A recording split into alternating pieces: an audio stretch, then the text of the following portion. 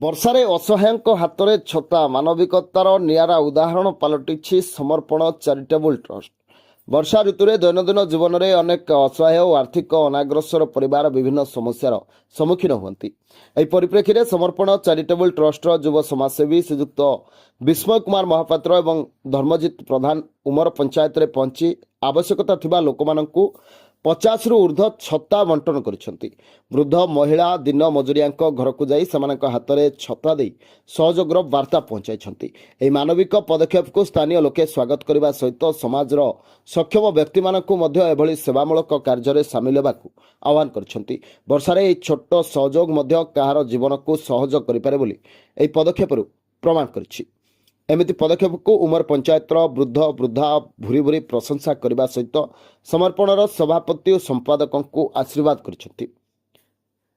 ମାଙ୍ଗାରୁ Pabitra ଓଝାଙ୍କ report, news 18+।